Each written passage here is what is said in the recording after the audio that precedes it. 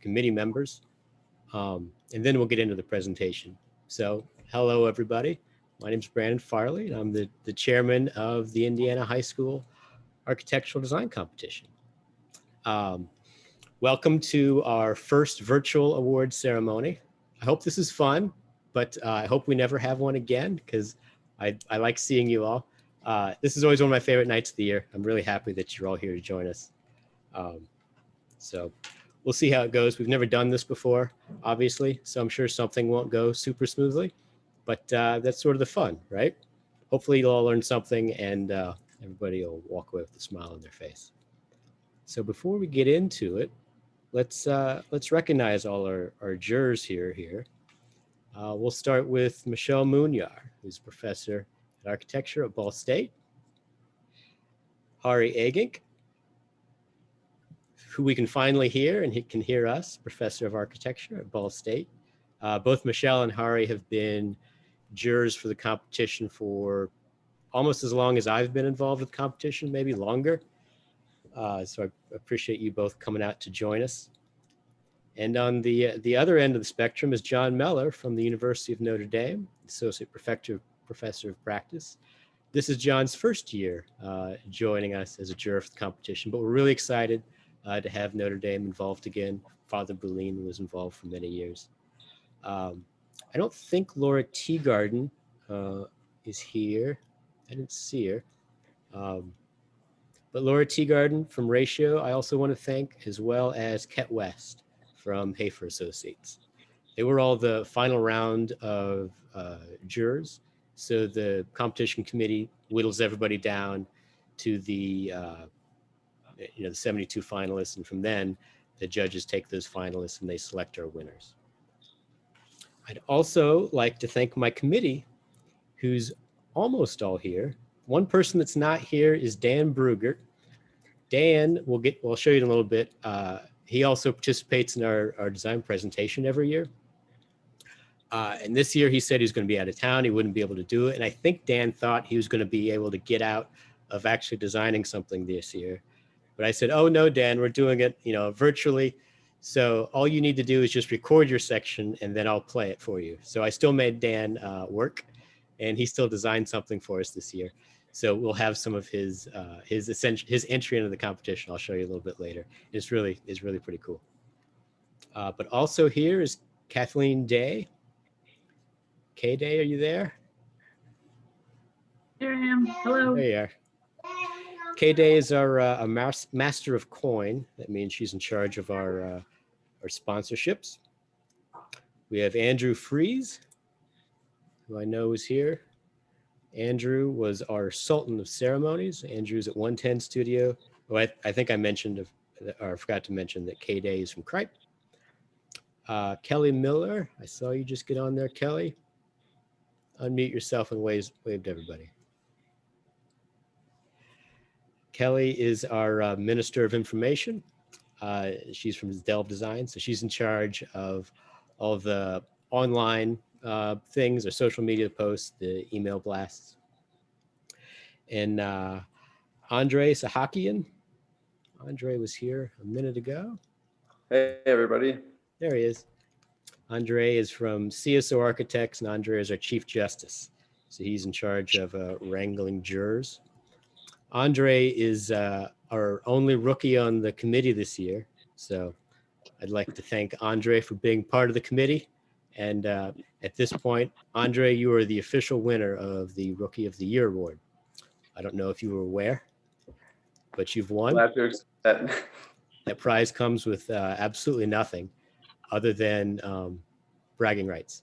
So you can hold those bragging rights all year long, man. That's right. For the rest of your life, you will be the sole winner of the 2020 Rookie of the Year.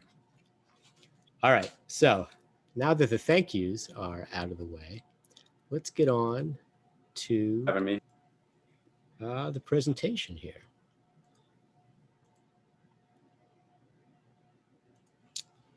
So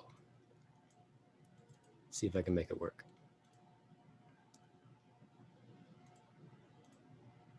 Okay, can everybody see my screen? I think you can. You're good. I'm taking that as a yes. All right, so normally this is the background slide I have when everybody comes in. These are all the AIA Indiana design winners this year. I always like to put these up just to remind everybody that you don't have to even leave your home state to find great designers and great architecture. So feel free to, be proud of the work that designers and architects are doing here in your community. So our schedule of events for the night. First, I'm going to start out by thanking our sponsors. We've already thanked our jurors and our committee. Then I'm going to get into, we'll talk about the competition a little bit, and then we'll talk about our schools, and we'll make sure to recognize the schools that are participating. And then we're going to have our keynote presentation, and that'll be a little design charrette. We're going to see what Dan Brugert has entered for this year's competition. And then we'll get to the part that you all came here for, which is handing out awards. But on the screen in front of you, you've got all our corporate sponsors, as well as our supporting sponsors. So I'd like to personally thank Ball State University. It's represented by Hari and Michelle. The University of Notre Dame, who's represented by John. American Structure Point, which is my firm, and CSO Architects, who's Andre and Dan's firm. And then I'd like to thank our supporting sponsors, Arc Design, Access Architects and Interiors, BSA Life Structures, Kripe, Lancer Beebe, Pointer Sheet Metal, and Schmidt Associates. So fun fact before we get started, and I don't know that I've ever really told anybody this, but every year the logo there to the right, I usually base on Pantone's color of the year. So I don't know how many of you know that Pantone had a color of the year, but they do. And our logo uses that color almost every year, except for the years when it's ugly. Every once in a while they pick a terrible color and I skip it. But this year's color was 19-4052 Classic Blue. And I couldn't help but include the quote from Pantone there. I thought it was too deliciously pretentious to not include on the screen. Hopefully that's the most pretentious thing that anybody says tonight, but there you go. So our high school competition has been going on since 1971. So these are some pictures that I almost always show. They are from one of the very first competitions. I think these are pictures that are actually from the original Keystone Mall, although I'm not entirely sure. One of the things I like about these pictures are the outfits. The white pants are awesome. I love that the guy on the right, even though he's about 7 feet tall, he wears his tallest platform shoes. And this is my favorite picture. I've titled this one The Plaid Strangler, and I put it up every year. And over the years, I always show these pictures because I think the outfits are funny. Over the last few years, I've started to think this guy's suit is kind of coming back into style. And since next year is going to be our 50th anniversary, if you all come to next year's awards ceremony, in honor of our plaid strangler here, I'll be wearing a plaid suit. So don't miss it. Hope to see you there. So typically we have between 10 and 15 high schools that participate each year. We get somewhere between 100 and 150 students. This year is special. We obviously had to cancel the spring awards ceremony and we moved it into the fall. So we just had 3 schools participate this year. But I like that none of those students were forced to enter. None of the students that entered this year did it as a class assignment. They did it because they wanted to. I think that really showed in a lot of the designs. We had some great design work this year. It was some really thoughtful designs. And so I really thank you all for the work that you've done. AIA, we've hosted this competition for 49 years now because we enjoy it. But also for 2 other reasons. First, we're trying to inspire the next generation of architects. I always tell people that if you enjoyed the competition, you might consider a future in architecture. And if you didn't enjoy the competition, architecture is probably not for you. When you're entering the competition, you get to have all the fun of architecture without any of the bummers. There's no budget, there's no building codes, and there's no gravity. So the second reason is to teach the importance of architecture and design to all. So not only just the students that are entering, but also their parents and their teachers. So as you go through the world, maybe you have a little more appreciation for design and architecture and what architecture can do. So normally I take 2 minutes and talk about a different design topic each year. So this year I want to talk about one of the most fundamental and important aspects of design. It's something I think you're all probably familiar with, but you might not have considered as an actual design driver. And it might have been inspired by Pantone's Color of the Year. I want to talk about the sun, because the sun is magical. Now I know that sounds like hippy dippy kumbaya stuff, but I mean it. And the reason that I mean it is because the sun causes light and heat to literally fall from the sky. It's coming down from the sky for free, and all we as designers have to do is to harness it and use it correctly. Now, I know what you're thinking. Heat coming from the sky isn't always good. We live here in Indiana. It gets very hot. But the sun has an answer for that as well. So I'm sure you've all seen these on the side of a building. They look nice, right? They're to build and make the building look cool. And that's true. They look cool. But when they're designed properly, solar shades like this are more than just decoration. Because when the sun moves across the sky throughout the day, the sun doesn't just move across the sky throughout the day. The sun moves up and down across the sky throughout the seasons. So some of you might know that in the summer, the sun's much higher than in the winter when the sun's much lower. So a properly designed solar shade, just like the ones we were looking at above those windows though, if those are thoughtfully placed relative to the height of the window and the distance as those project out from that wall is correct, a well-designed solar shade can keep the summer sun from heating a building up, but it can let the winter sun in to have the heat in, to allow the heat to heat up the inside of the building. The solar shade doesn't have to adjust, it doesn't have to move. The sun does all the work. All it takes is a good designer to think about it.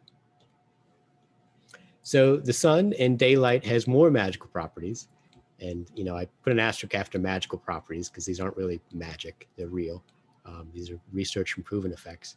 And you can read the list there, but some of the ones that really catch my attention are increased learning and test scores. So all the high school students out there, think about how you feel about when you're sitting in the classrooms that have windows. Hopefully you have a lot of classrooms with windows versus interior classrooms that are windowless. The one that's also interesting is the next one down, where it speeds patient recovery rates in hospitals. You can imagine that if patients are recovering faster in hospitals, that means that hospitals could actually build fewer hospital rooms. And fewer rooms means the hospital has to spend less money to build the hospital.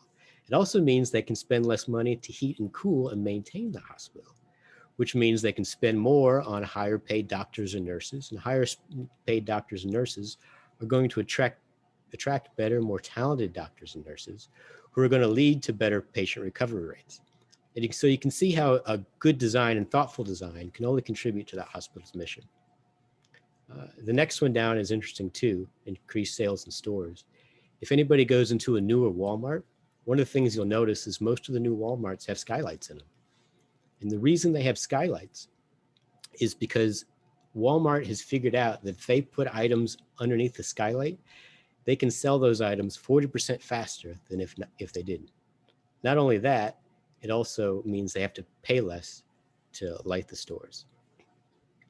So as you're designing things, you know, if you go and become an architect, or even if you design your own house, one of the things that'll happen is when you hand your design to somebody to put a cost to it, one of the things they'll often say, and it happens to me all the time, people will say, hey, Brandon, this has too many windows, it's too expensive. We need to take out some windows. And sometimes there's no choice but to take those windows out.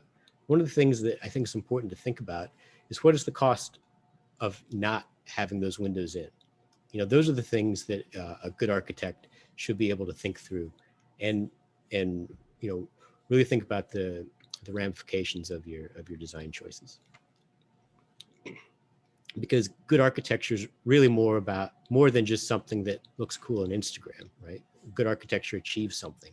It helps the hospital achieve recovery rates, helps that school teach students better, helps Walmart sell more. That's architecture that's designed with a purpose.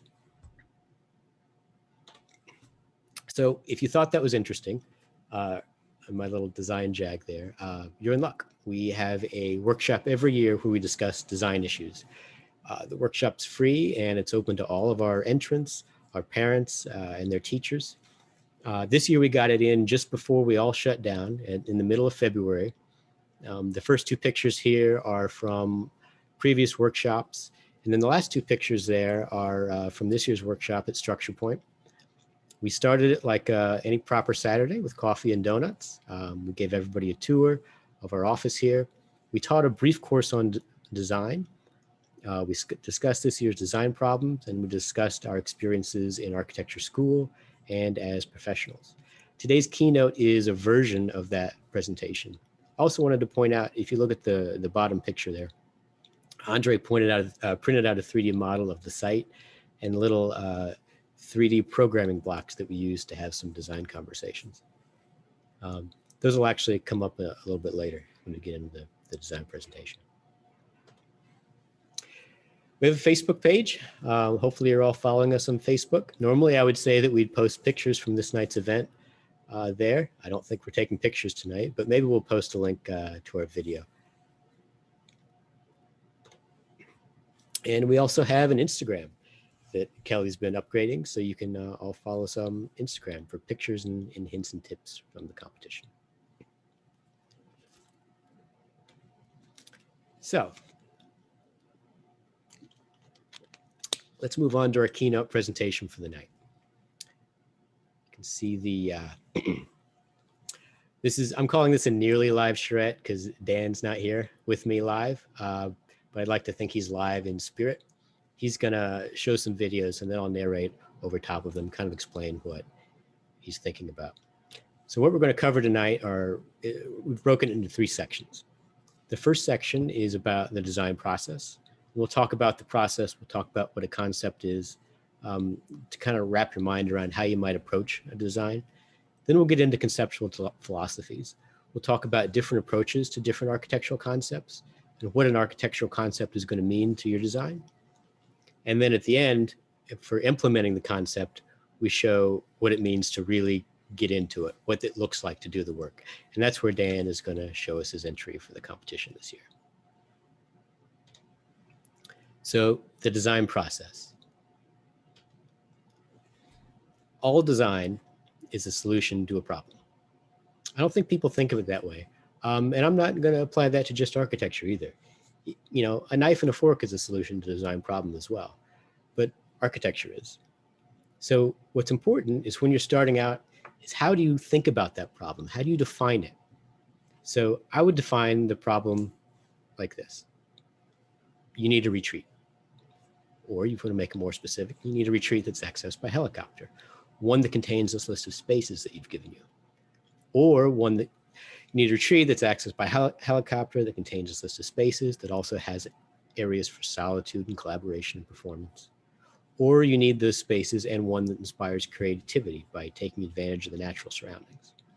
I think one of the things that's interesting here when you think about this process of defining the problem more and more is it allows you to not just start with a blank page. If I tell you I need a retreat, you kind of don't know where to go. But if I tell you number 4, right, I need a retreat that's accessed by helicopter, well, no, you know that I'm going to have a helicopter stand or platform somewhere. It contains this list of spaces so that you start to think about how those are going to sit on the site. Creates areas for solitude. Okay, now that starts to influence some of your design decisions. And by defining the problem more and more, it's going to allow you to have an easier time to solve those questions, to propose solutions to those questions. I've always liked this diagram of the design process because it breaks what's kind of a quirky, nebulous process down into some real simple steps. One of the things I always encourage students to do that I actually have a hard time getting them to do are those first 2 steps, though. The steps where you're researching, you're seeing what other people have done, and then you're thinking about the similarities and the differences between how people have solved those design problems. Those are critical. And then the third thing that's tough for people to do is that big loop in the middle. So, you know, if you look at that loop, what this means is sometimes you're going to try an idea and it's not going to fail, right? So you try another one, and you try another one. And you're going to work your way through the process until you get an idea far enough along that you can start to massage it into shape and then distill it down into a finite idea. What happens far too often is that students jump in right here and then they distill it down into the final answer and they're done. But what's important is that you're always willing to throw that idea away if it doesn't answer the problem in the way that you want, if it doesn't come, if it doesn't make the solutions that you want it to, and be willing to start over again. Your first idea is very, very rarely your best idea. Here's another way of looking at the design process, and the same sort of thing. It's this kind of messy process in the beginning. You're starting out all over the place. And as you move through time, you're going forwards and backwards. You're starting to kind of understand. You're starting to zone in on what this building wants to be. And then eventually it starts to even out and you're able to produce that final design. But you can't get there until you've tried all these solutions first.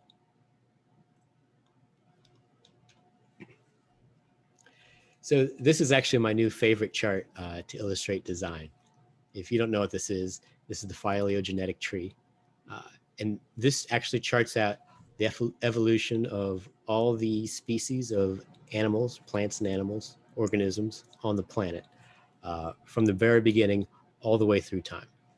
And the reason I think this is an interesting chart for design, an interesting way to think about design, is if you imagine starting from right here, everything that came from there and evolved out from there, all these hundreds of millions of species are all answering the exact same question. If you had started here and I said, I need you to create an organism that reproduces using only the resources available to it, anything along this entire range of all of the species on the planet could be perfectly good, adequate answers for that question. But each one of these forks in the tree is a design decision that you're making along the way. But let's say I got more specific. Rather than saying I need an organism that uses its resources and reproduces, let's say I just said I need a dog and I want you to design me a dog. Even then, when we get to that point, there's 1,000 varieties of different dogs. There are dogs that herd sheep. There are dogs that retrieve ducks for hunting. There are dogs that have no other purpose, I'm pretty sure, than just to annoy your neighbors. But they all exist, and they're all answering different design questions. It just depends what kind of dog you want. So how we decide the kind of dog that we're after, how we decide the kind of building that we're trying to create, we do that based on our concept. So it's one of my favorite slides in the show. I always like to ask everybody, between these two vehicles, what's the better concept? Well, the right answer is there is no right answer. It's what are you trying to achieve?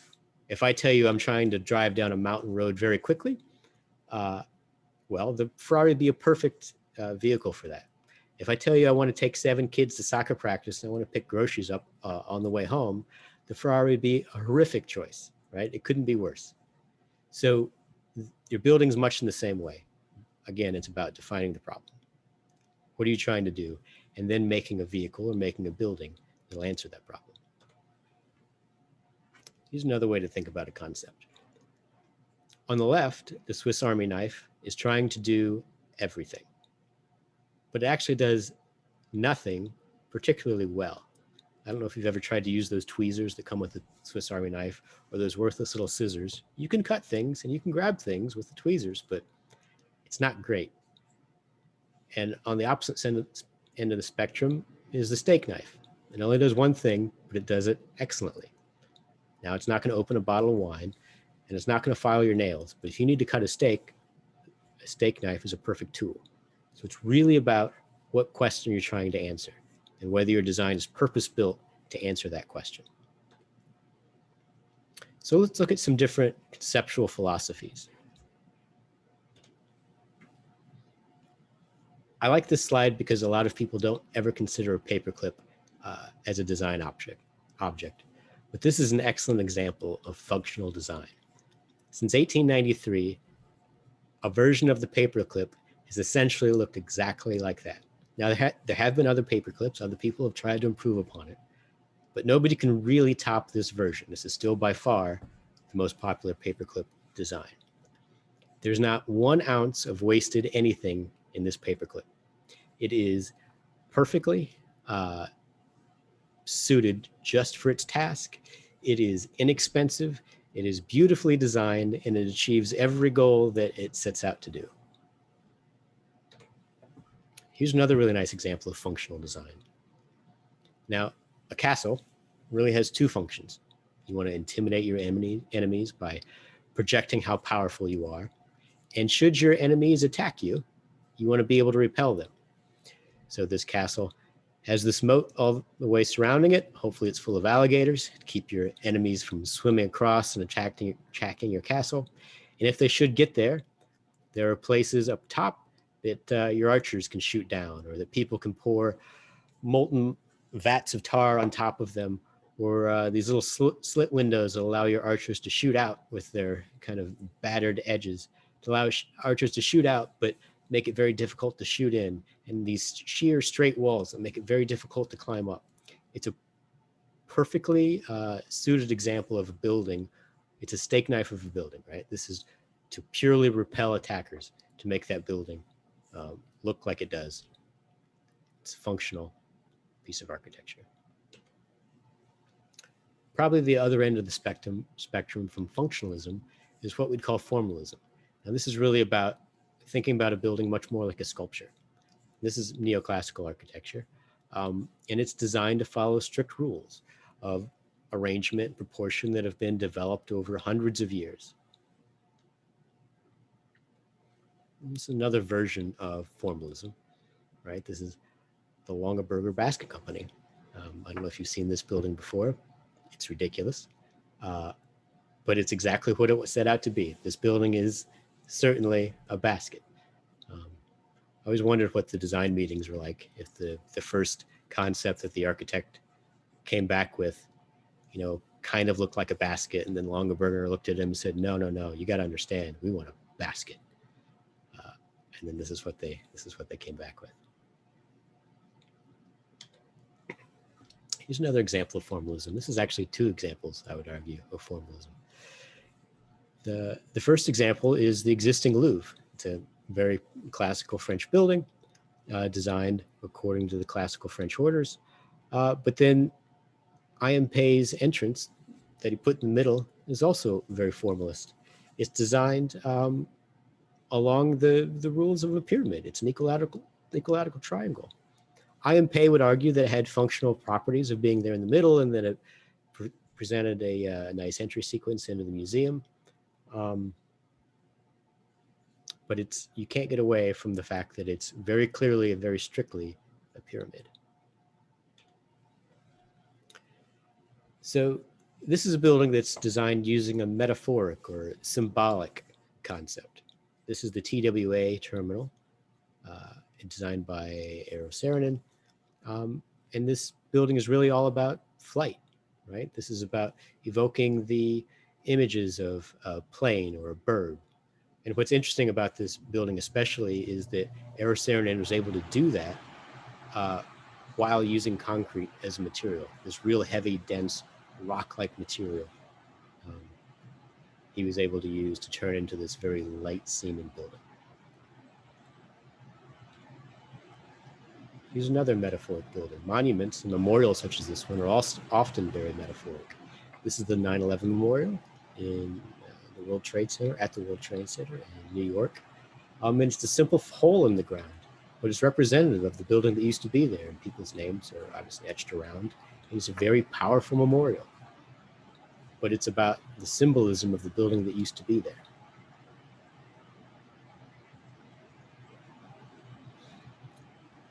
This is an example of an experiential concept. And I like this especially because compared to the memorial, this concept or this design approach does the exact opposite.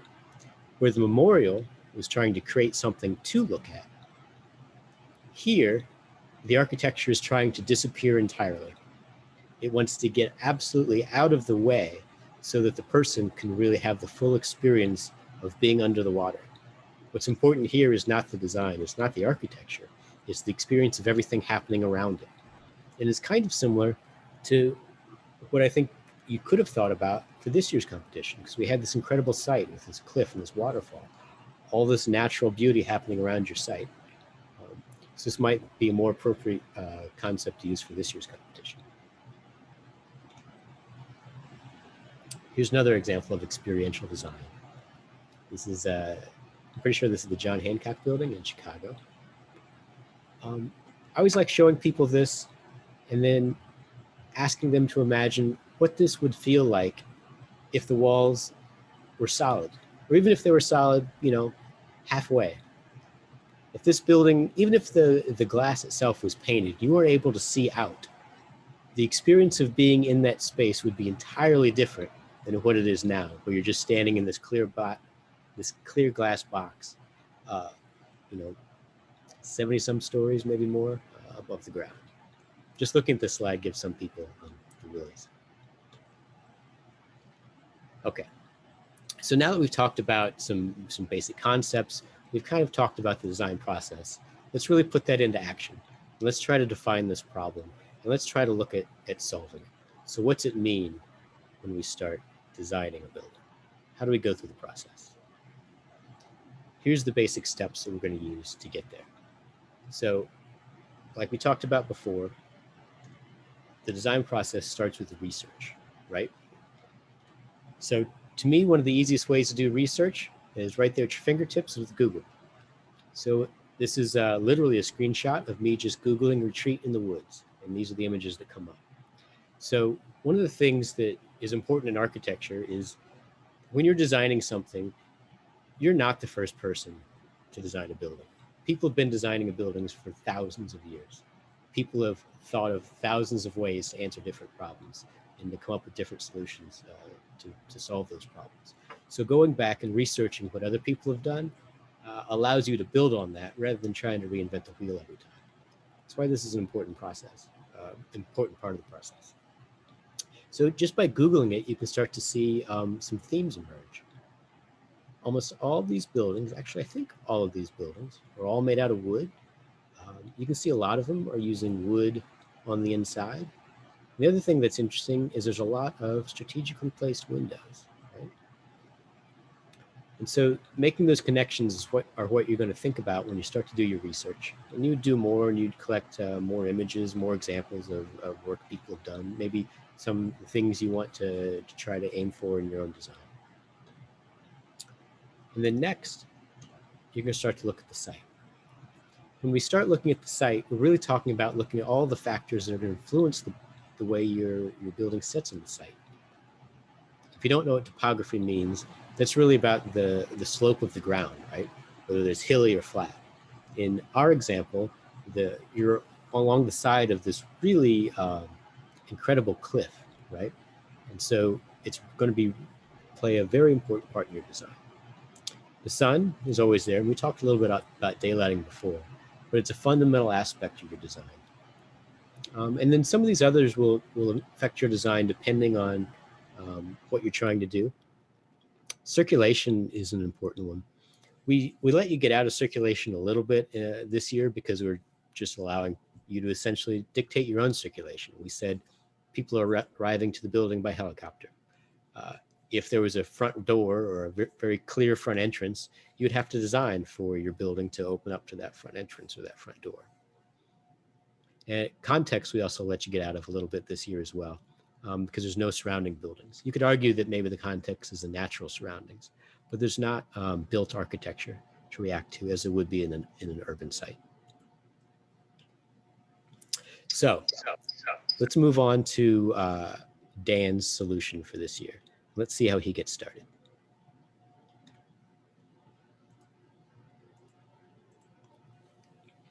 So you can see that Dan started in AutoCAD. Some of you might recognize the program.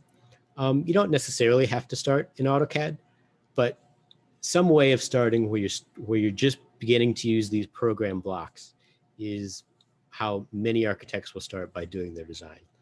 And it's not necessarily to say that you're going to keep all these spaces in the shape that you originally drew them. It's really just to have a reference, and it's to have a starting point. And so if you remember, I showed you the program blocks that Andre printed out for the design workshop this year. You could do that as well, but not everybody has a 3D printer. The old school way to do this would be to draw the program blocks out on graph paper and cut them out. And then you can move those program blocks out on your desk until you came up with arrangements that felt right and it felt natural and felt like a right way to solve the problem. The other thing that you'll see that he did there is he put it on the site. It's especially important for this year when the site's going to play such an important part in the design. So let's talk about parties next. So parties are really about the big idea. It's about what you're trying to accomplish.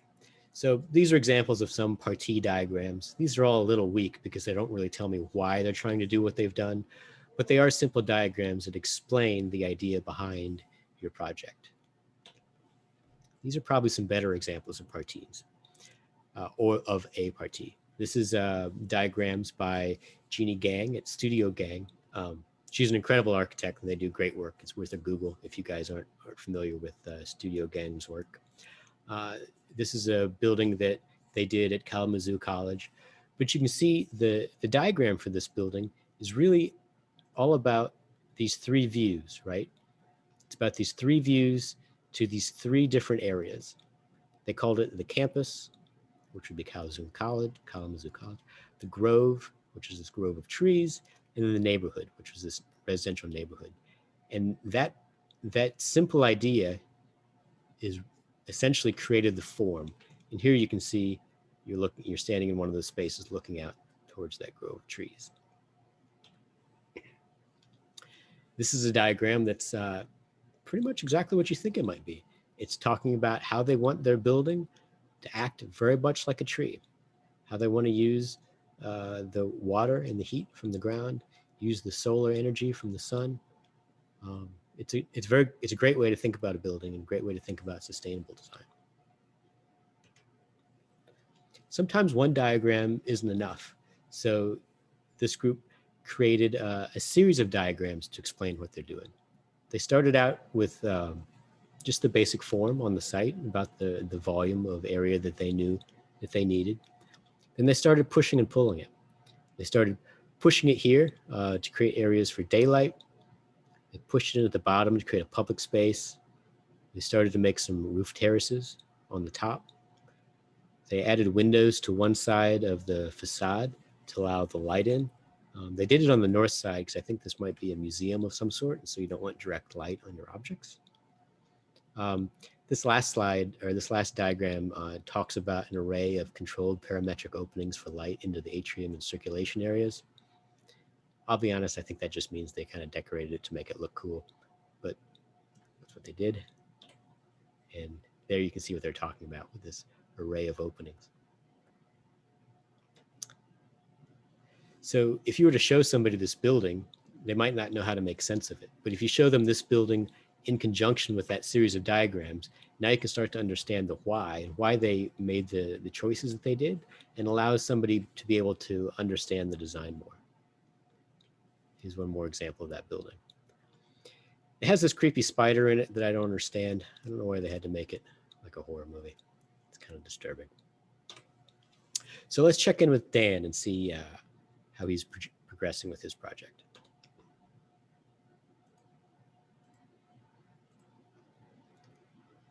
So you can see here, he's got his parts off to the right, and he's brought all these program pieces into the site, but he's gone back to working by hand. Now, it's important for two reasons.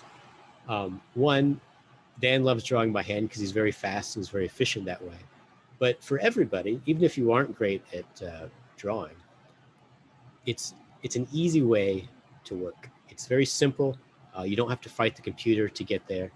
You can just sit there and think and not have anything get in your way. And you can see he's drawing these little boxes. And he's kind of looking off to the right. The boxes he's drawing are the residential units.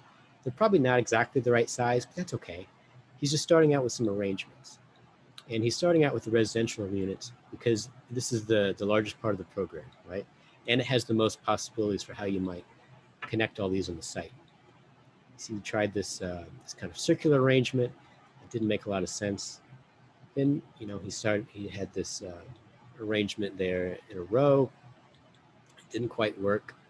Now he's sort of looking at arranging them along the cliff there. And that was starting to be interesting. And the reason that he did that is he's starting to think about the views in and out of the site. If you think about the view from, let's see if I can point here. If you're standing this way, looking outwards, the buildings are going to start to block that view. But we'll look at it in a minute. He was starting to think about how the building might get out of the way and how the building might be a little more seamless. And so now he's going to continue exploring maybe some possibilities along the cliff about arranging these spaces along that side. You can see he drew a question mark there, and I'm pretty confident he did that to just to mess with me. I've watched this video 5 times, and I have no idea what that question mark is supposed to mean. So when you watch this, Dan, thanks for that. But the edge of the cliff, it really continues all the way around the waterfall. So he's trying to explore what it might look like in other areas. There he's looking at more of the private spaces, the kitchen, the auditorium. Here he's examining views, what that might look like, what kind of views you'd have depending on where you're at in the cliff, where you're at on the site. One of the things you can see from this diagram is if you put the public spaces too close to the waterfall, you're not actually going to have a very nice view of the waterfall. If you think about it from this side, you could look back towards it and experience it better. But if you're right up on top of it, you probably won't be able to look out and experience it in the same way.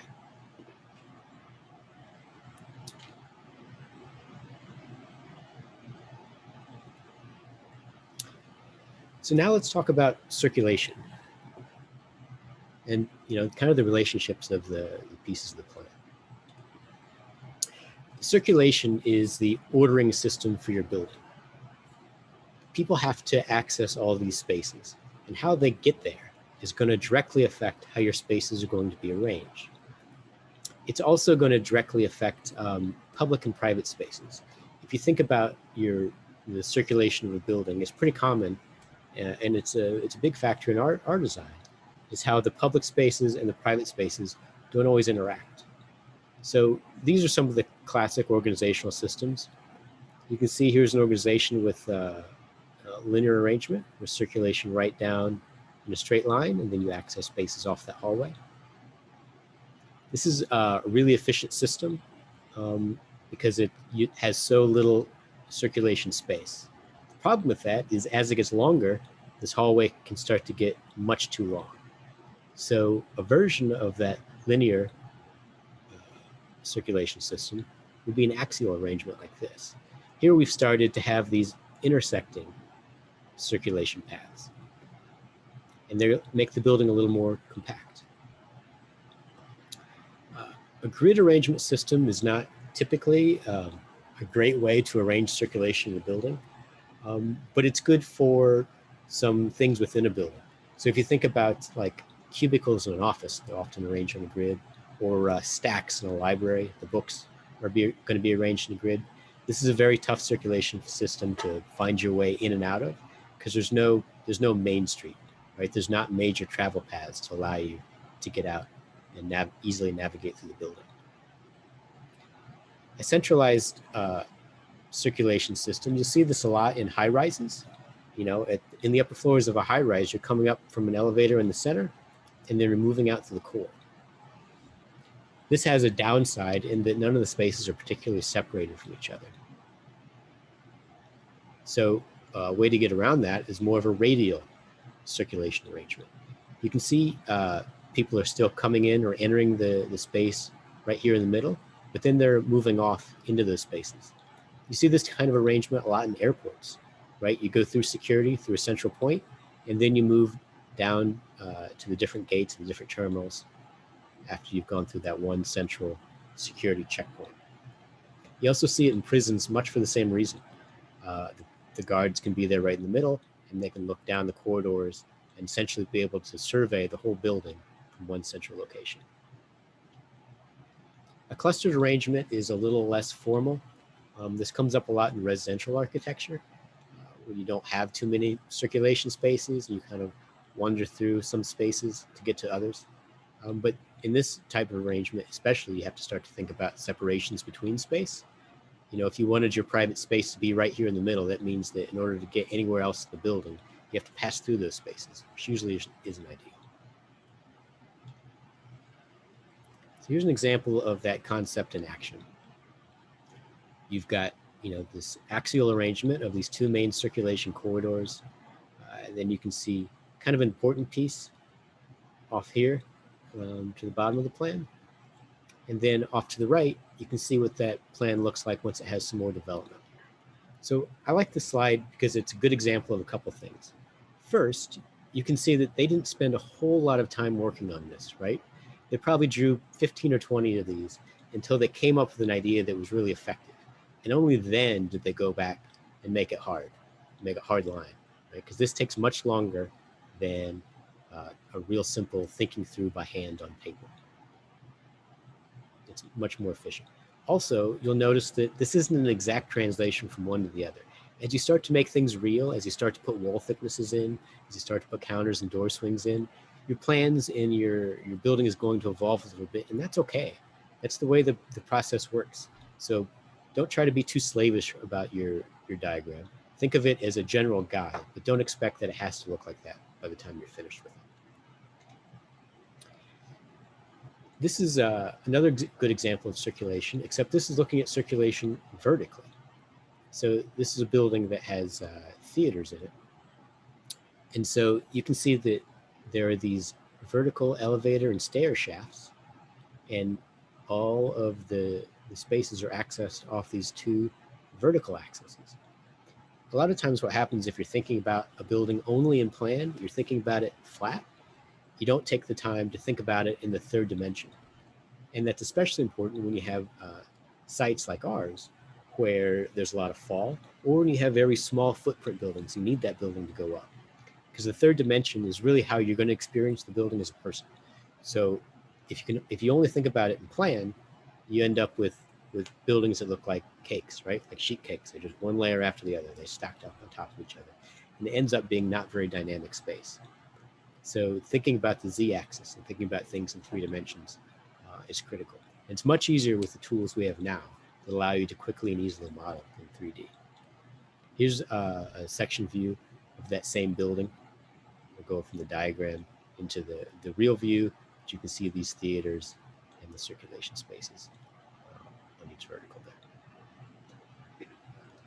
So let's see how Dan dealt with the circulation in his design.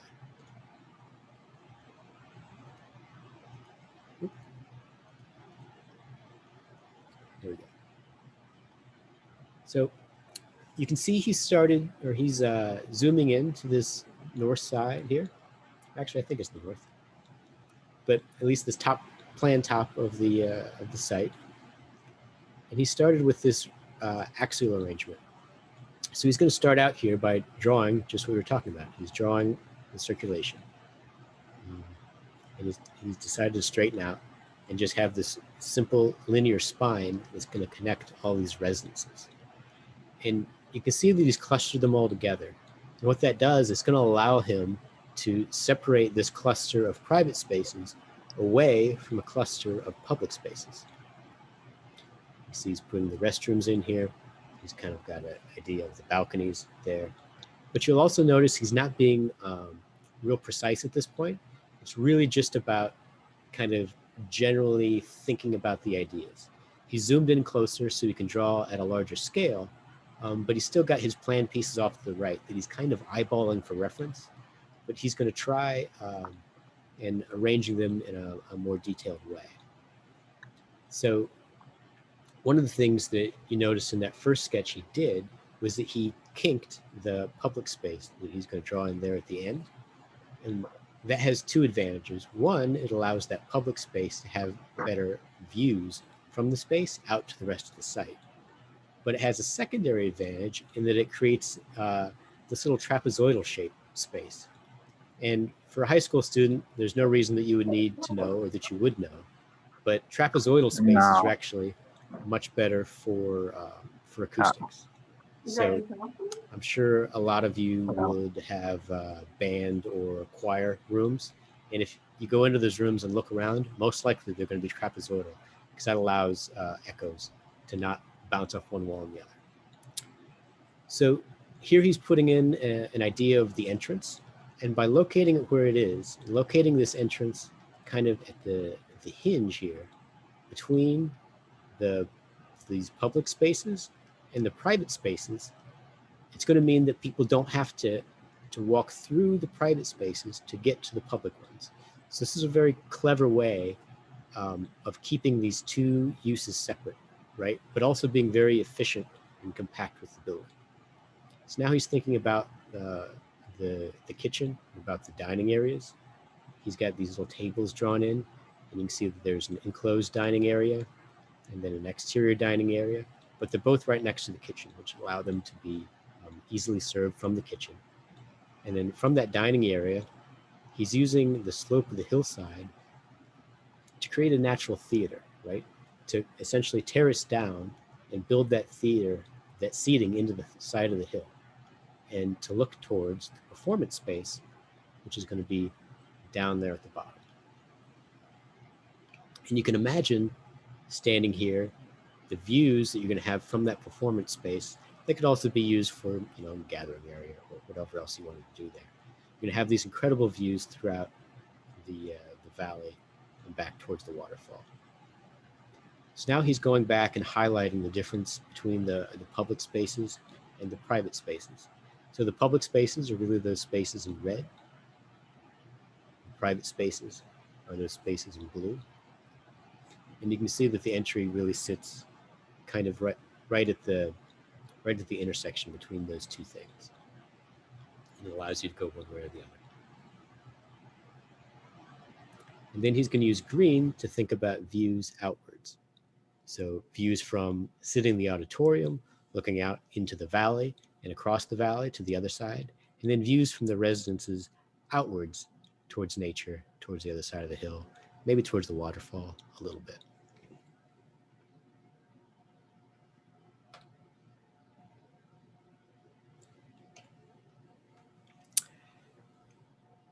So let's look at one more view, or one more Dan's entries here.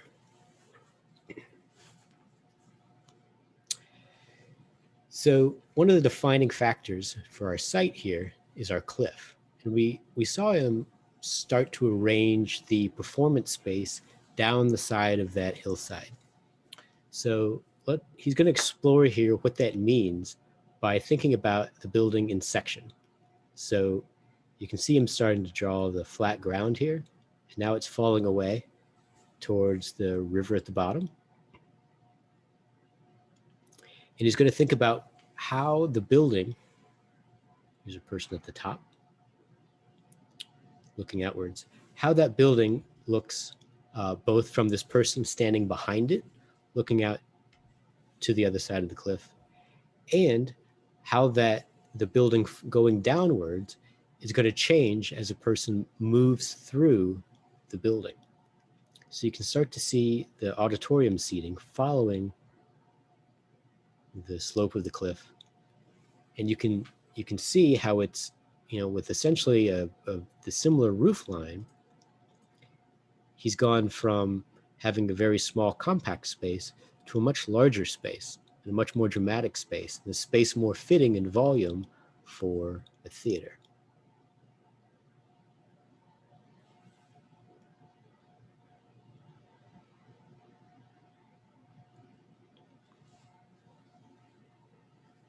So then he's drawing, you can see the roof here. One of the things that Dan thought was important was not necessarily ruining the view of the valley, of this natural space outwards. And so what he wanted to do was to vegetate this roof. So as you're standing here, or even standing further back the hill, looking down this way, you're not necessarily staring at a man-made structure. You'd be looking at this vegetated roof, right? To kind of screen a little bit the building and make it blend in a little bit more versus something that's, has a stark contrast to the rest of the nature around it. And you can see the experience in the space here. It's always important when you're doing drawings like this to add little scale figures and to think about the size of a person relative to the size of a room. So those scale figures will allow you to picture yourself in the building and picture the experience of the users as they move through the space. And a good hand drawing, you always make plenty of use of line weights. And so he's drawing that here, and then he's showing you this vegetated roof along the top.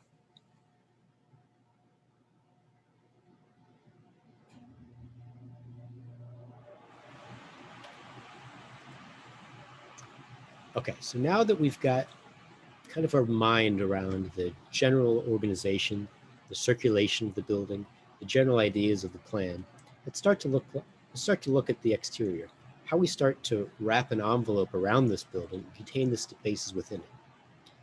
So the slide you see on the screen there is essentially 3 versions of almost the same building. They're not exactly the same, but they're close enough.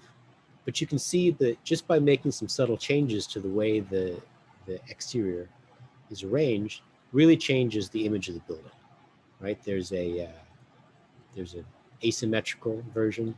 Here's one that's much more symmetrical. And here's a symmetrical, I'd call it kind of a ziggurat. Maybe that was a little more formal. Here's an even better example of the same thing.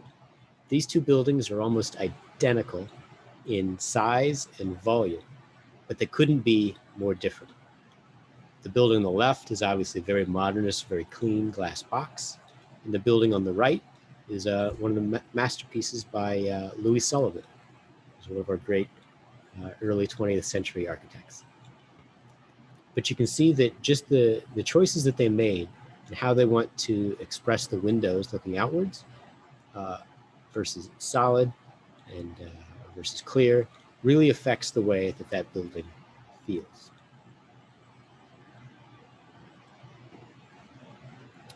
This is really a study of roofs. If we were in person, one of the things I'd ask right now is which of these roofs is the right roof to use. And then I'd wait, and then usually somebody would raise their hand and say, well, what are we trying to do? So then I'd say, all right, which of these roofs would be the right roof to use in the event that, let's say this was in Alaska, a place with a lot of snow. Well, we're probably gonna wanna look at one of these sloped roofs, right?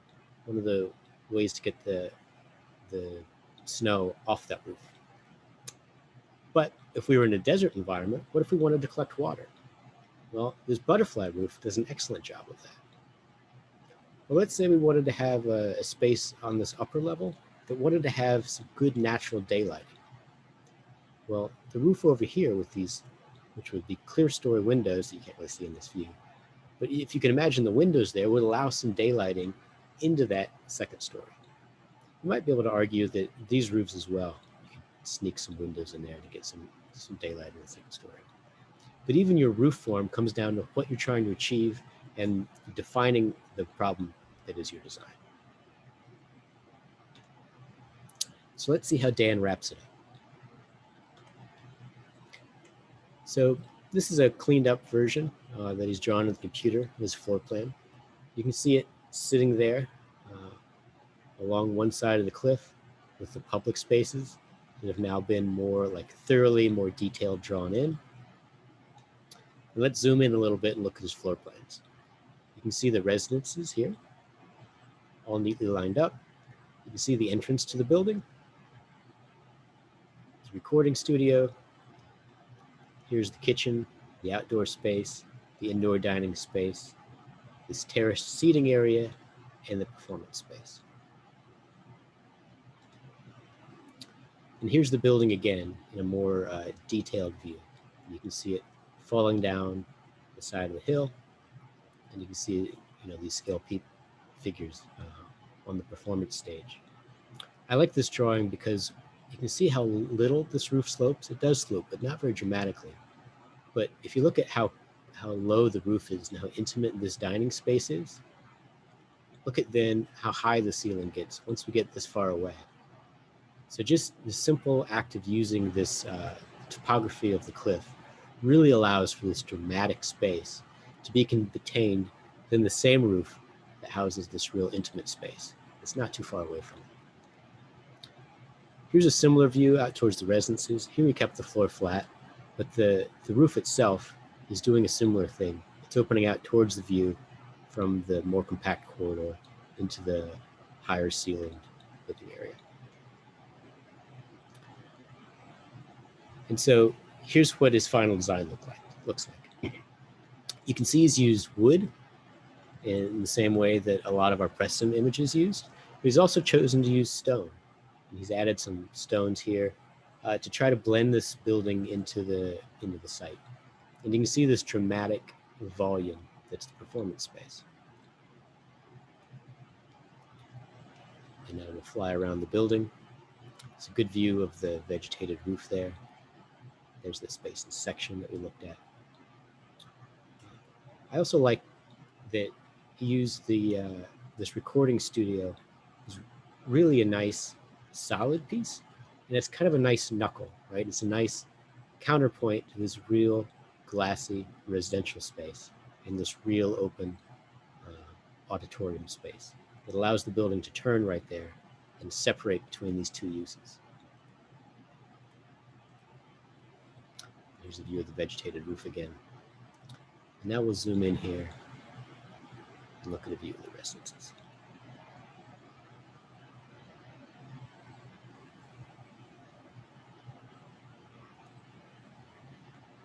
And there you go. So thanks, Dan. Normally I'd make you all clap for Dan, but you'll all have to virtually give him an applause. So if you liked the presentation and you enjoyed entering the competition, next great step for you as an architecture student would be to maybe attend a summer architecture camp. Now we're a little bit early since we're doing this in the fall.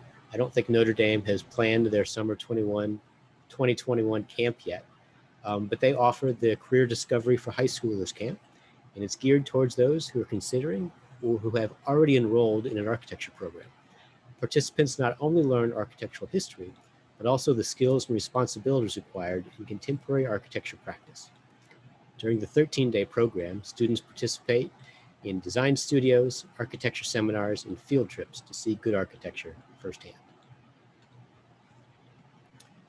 Ball State has a similar summer camp, July 11th through the 23rd of next year.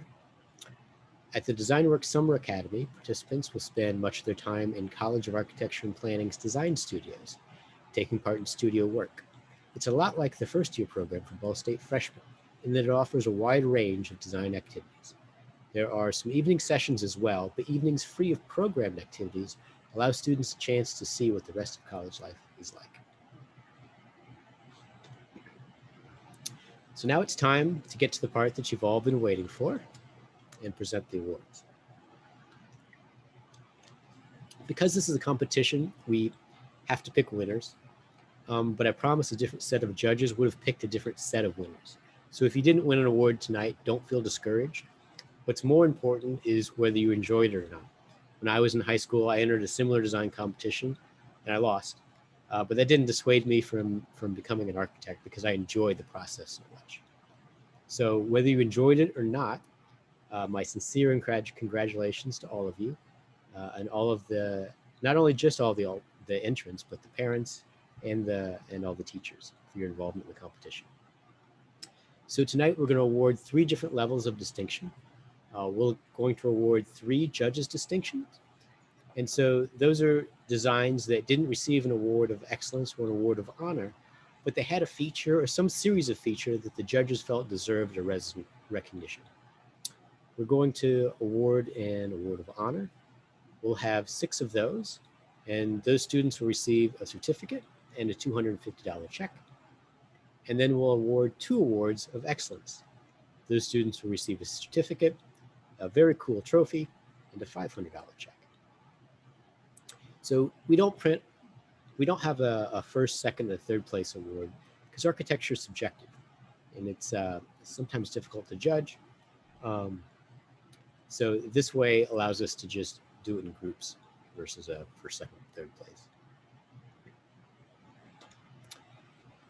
So let's get to it. So Kim, if you're listening, let's unmute our judges. And judges, if you're listening, if you could get ready to talk to our first award recipient. We'll see how this works. Our first judge's distinction goes to Xander Gring of Porter County Career and Technical Center, instructor William Guinea.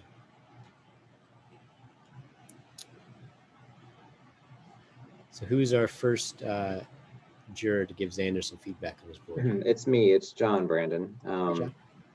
Thank you, Brandon. Xander. I'm sorry. I want to make sure I get your name right. Xander, I just wanted to offer you a few notes that the judges and I talked about during the process that we used to determine who our winners were going to be tonight. And we wanted to make sure to single out your project for recognition because it was what we felt to be a very simple and straightforward and a very competent design. That we liked the way your floors were aligned and neatly arranged. We think that this is a very believable building and a very constructible building. It's humble and it's rational and it's modest, especially among some pretty audacious designs that we saw amongst all the other competitors. Brandon, or Xander, I wanted you to know particularly that when I was in high school, this is the very type of building I would have designed in this competition. And so I wanted to make sure that we singled you out for recognition. So congratulations, Xander. Congratulations, Xander. If this was live, I promise you'd be getting a huge round of applause right now. So our second judge's distinction goes to John McDonald, Porter County Career and Technical Center, instructor Bill Guinea. Hey, John, this is Michelle Muniar. I'm supposed to congratulate you on a job well done. Lots of good features to talk about with this one. Your organization, sort of going back to Brandon's talk, you can see this linear organization and sort of the development of point versus counterpoint. Plus the really clean design that you sort of showed us. And we particularly also liked the fact how you nestled the theater area or the sort of a stage area into the hill itself. And everything was very thoughtful. I think the board organization, and you're going to hear us say this quite a bit, I think it's really good, although some of the drawings, it would be good to take one drawing and make it sort of the dominant drawing if all possible, but really well done. We loved how you titled the board. We thought that was very clever. And so congratulations. Congratulations, John.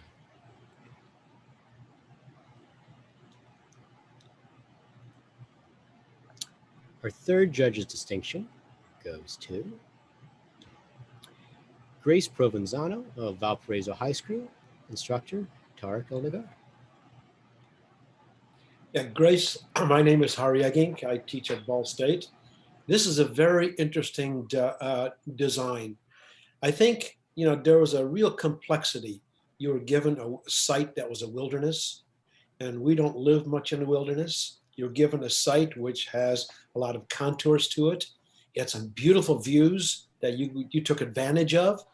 You built some really nice scaled, believable mountain architecture. And I think that the materials was fine. I think I'd love to be in one of those. But I think the key that brought all this together, that as a jury we thought was very, very strong, was the path.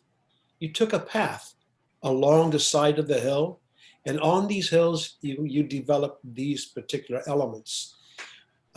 Here again, it was difficult for us to see some of these images. You had some really beautiful images, which I had hoped you would just blow up on the board. Perhaps there was too much text there. If you notice, that as architects, we are visual thinkers, and therefore, just really boost up the visual elements. The spine that you created, I think, was a very strong idea. I wish we could have seen the spine in a total component, so you could see all the pieces, how things are actually worked together. But overall, we thought it was a wonderful design, and I think it has a lot of merit. So good job. Congratulations, Grace. So now we're going to move on to our honor awards. Our first honor award winner is Cameron Schneider of Goshen High School, instructor Jen Yoder. It's me again. We thought this project was very interesting. I noticed that, Dan, what he did, and a lot of people did, they designed things according to nature. But here we took another approach, and that approach was the element of music. We recognized the tones almost right away. And there was some really, and these things sort of nested over the cliff. Wonderful views, for an example, that worked out really quite well. What we did not understand that this was so large. It was almost 120,000 square feet. I think the decimal is in the wrong place, but anyways, it was actually a beautiful piece. I think if I was going to add another layer to it, perhaps the corridor could have been a little bit smaller, or that these particular notes could have played on some very interesting different kind of forms. But overall, we thought it was very interesting. The contrast between high technology and the man-made wilderness was really what we really thought was a very good idea. So Cameron, congratulations. Well, congratulations, Cameron. One of the things that happens sometimes in architecture is there's a difference in scale between what architects would do at plan view and what, say, civil engineers would do at civil scale. And so it's usually a difference of 12.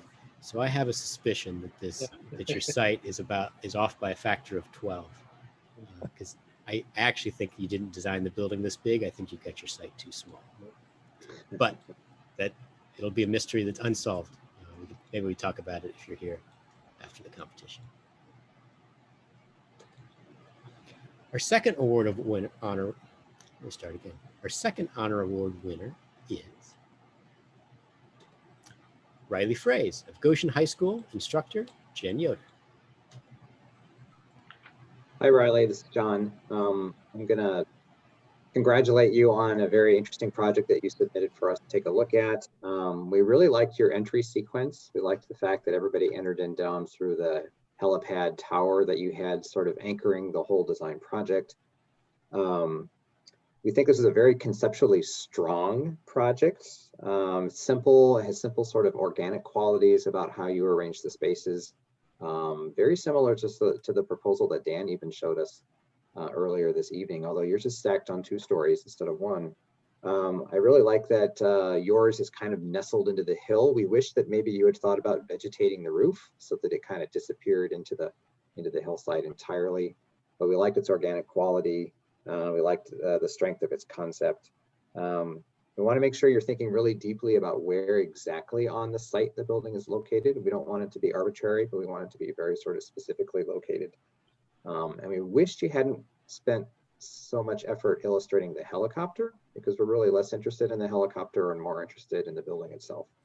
But by and large, we really liked this project a lot. We liked the way it kind of grew out of the site. We liked its sort of organic character. So congratulations, Riley. Yeah, congratulations, Riley.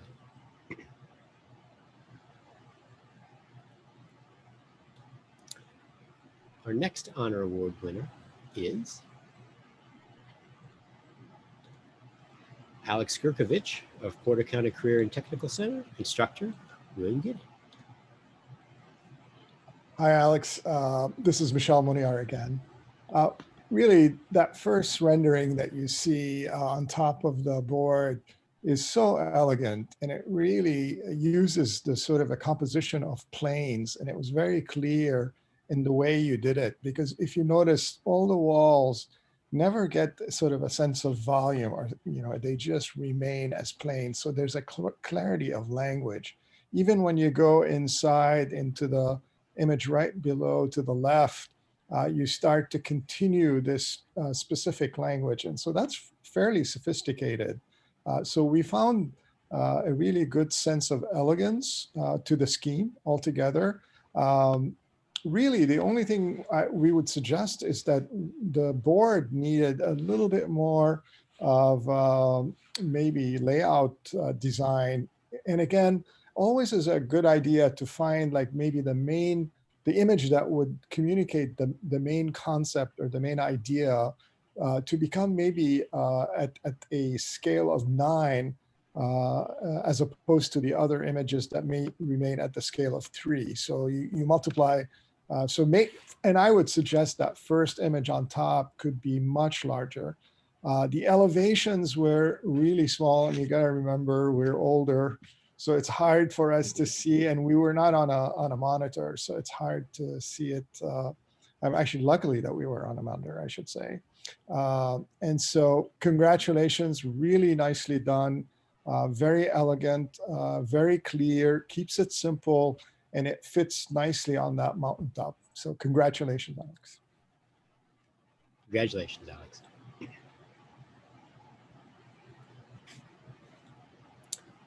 Our next honor award winner is Caden Walsworth, Corner County Career and Technical Center instructor, William Kinney. Hey, Gaten, this is Michelle again. Congratulations.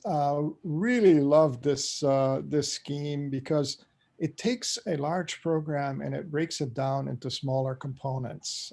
And so it creates almost a village feel for what you're trying to propose.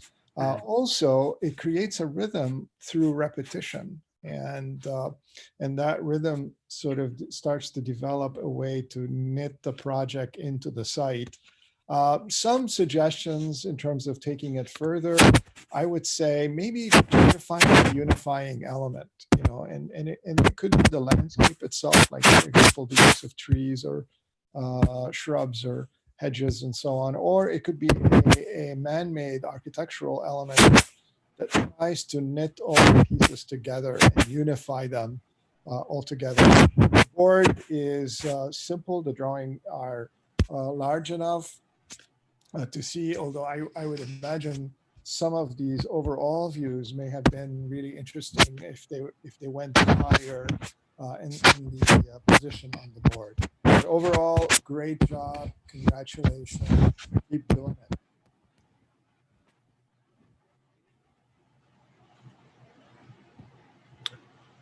Our next honor award winner is Henry Youngren of Valparaiso High School, instructor, Tarek El-Nagal. Hi, this is Michelle again. What a wonderful job here. I think you can see the strength of the concept, this very, very nicely clear 2 walls where the spaces are arranged between those 2 walls, and sometimes they compress the residence, sometimes they release the space and make it much larger. A beautiful floor plan. We really liked how you represented these floor plans, especially with the introduction of the shadows that really highlights the feel, the spatial feel in a 2-dimensional.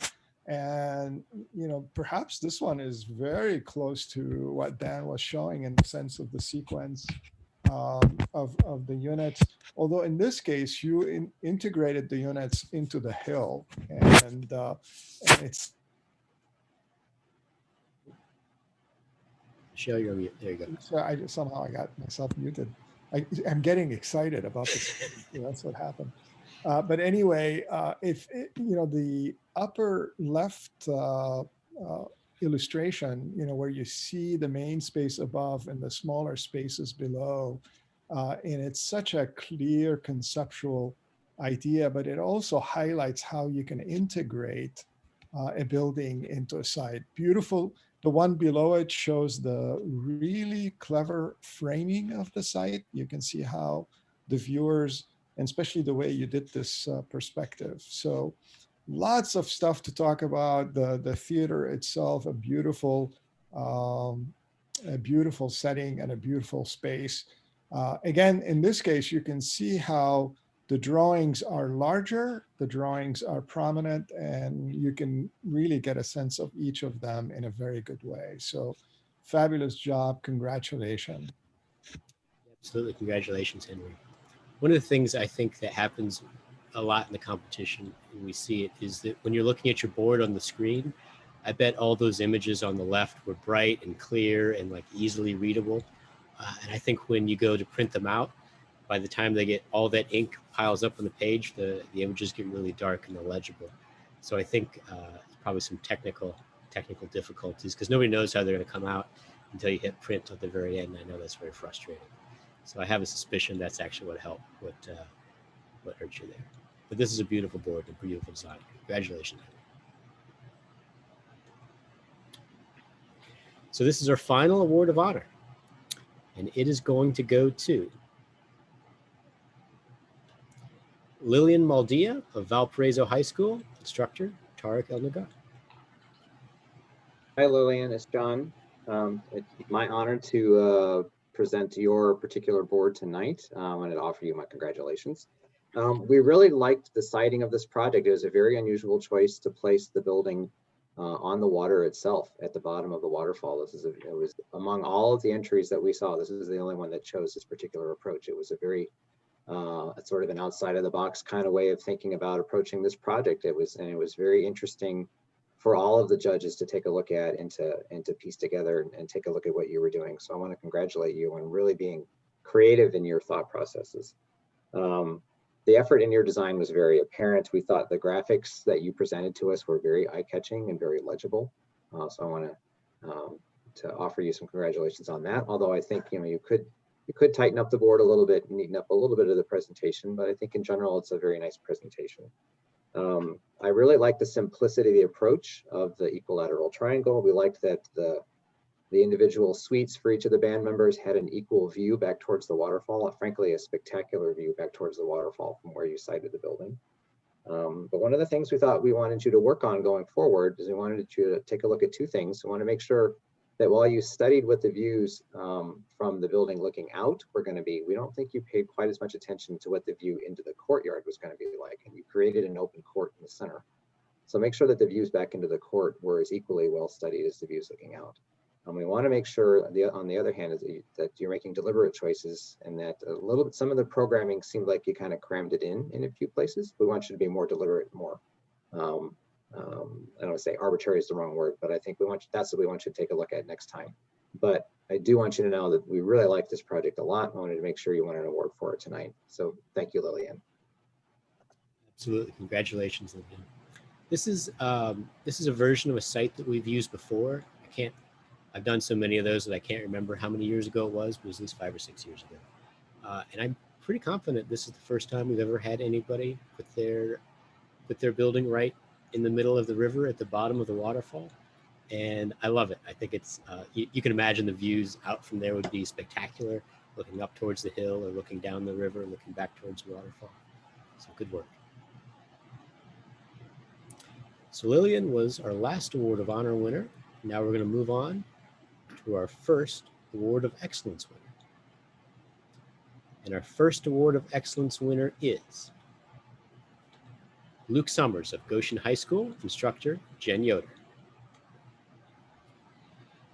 Now, Luke, this is Hari again and this was a really interesting piece. We talked about it as judges. We talked about it a lot, trying to figure this whole thing out. What's interesting is that sketch up above, which caught our eyes almost right away. So the rough little doodle, that sort of sparked that first notion of what this piece could actually be. Whether this is a spaceship or a drone that sort of landed and became a bridge. The siting is absolutely excellent. I think here's where we see that architecture plays a role in the future. We can talk about old rusty cabins and how that fits into the landscape, but this one takes a different approach. It's sort of like a smartphone. It doesn't look like an old phone. It's actually something totally different. And I think he took advantage of the future, whether it is advantages from spaceships or airplanes. Architects, we do that. We don't just research typical buildings, but we also research other kinds of habitats. And I think this one is worked in that direction. The only thing I'd like to add to all of this is when you do something like this, so unique, you almost have to go inside and actually make all the furniture also unique. You notice you cannot buy this furniture at a local store. You can't go to Lowe's to buy this. So therefore, it's just like you do something in the future, you have more of the lounge kind of ideas. So therefore, the interior should also reflect that kind of architecture. So that makes it really much more work for the architect. But that means you have to design it like an inside out. The way Frank Lloyd Wright, for an example, his furniture reflects his architecture. So I would say the next layer would be, doing that kind of interior. But the idea of the views looking down the river, I mean, I viewed it not as bridge over troubled waters. I basically viewed it as landing on the falls. So I think it's a beautiful piece. Thank you for allowing us to see something like this. Thanks, Hari. Congratulations, Luke. So that brings us to the final award of the evening. Our final award of excellence winner is, I like pausing here for the suspense. Our final award of excellence is Becca Northey of Valparaiso High School, instructor Tarek El-Nagar. Hi, Becca. This is John again. For all of the judges, I want to offer you all of our congratulations on your board, your design project. We thought this was probably the most thorough and the most well thought out of the entries that we saw. We thought it was a spectacularly well integrated program, and all of the elements that you were asked to consider, including the individual design suites, the recording studio, the public spaces, the kitchen, even the helipad. How you elected to incorporate the helipad in a way it was very sort of sensitively thought out. We like that you understood and studied how natural light was going to work in your building. We thought sort of all of the renderings, both interior and exterior renderings, were really well done, very lovely and eye-catching, very high quality. As high a quality as I would expect to see out of some of my college students. And so this is definitely work that you should be proud of. This is a really, really well done board. You paid attention to levels of detail at all levels, whether it's sort of overall master planning, whether it's building design, or even the placement of furniture and lighting within the building itself. And we really appreciated that. So that being said, the one thing we did have difficulty with is we had a very hard time as judges reading the floor plans because of the way you chose to illustrate them on the board. So make sure that those critical drawings are still equally legible when you're doing your next entry, your next design competition, your college architecture work, or hopefully your professional work too when you go on into a career of architecture, because you certainly have the knack for it and the ability, and I encourage you to keep following this and see where it takes you. So once again, congratulations, Becca. Absolutely, congratulations, Becca. When we were looking at this board, and the plans are hard to read, but if you get down there and take the time to look at them and kind of decipher them over top of the drawing, they're excellent. It was plans that I'd be happy to draw. I would be, if anybody brought me these plans here as a professional.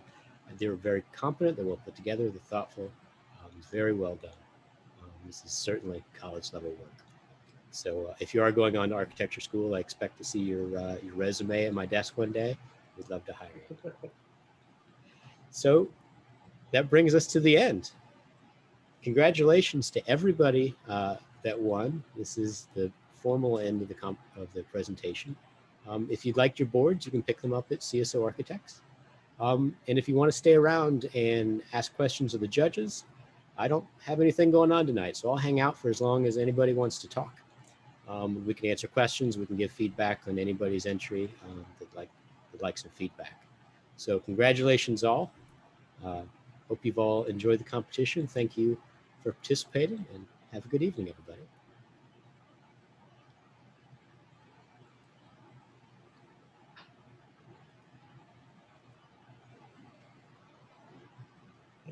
Congratulations, everyone. Thanks, Good job, Karen. everybody. Good job, Randy, baby. Great job, Brandon. That was really good. Brandon, excellent job. Oh, thanks, Harry. Really good job. Appreciate it. Sometimes you ought to be teaching. I wouldn't mind teaching. I think every once in a while, I think that would be fun. Dan Overby he said he might let me come up and talk to his pro practice class one day. So I might do that at some point this year. Okay. Well, I think I have some second-year students that could benefit from the little talk that you just gave. Well, you're welcome to have it. One of the jokes I usually make is that, or Dan and I usually make, is that we tried to condense all of first and second year of architecture into 40 minutes there. Okay. Well, thanks again. Thanks so Take much. care.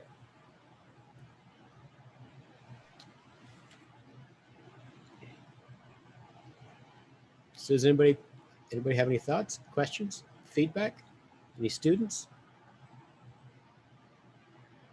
Everybody's too shy. Always need that first question. I know, first person. Write it in the chat if you don't want to speak. Oh, that's true. If you want to semi-anonymously type in the chat, we'll answer questions that way as well. I just realized our lights flipped off here in the office. It's, I guess they go off on Fridays. It's kind of creepy. So the big question is, when does the 2021 competition come out? So I have every intention of still putting it out in January, but our committee, we need to get on it. I'm really hoping we can have an in-person ceremony, but it's going to be close. We've got the Arts Garden's got our date held. If you can all help us get over this virus sooner, that would be useful. Because as fun as this was, and I think it actually went pretty well, I think it's much more fun in person. I always love talking to everybody afterwards, giving feedback to the students on their boards and everything.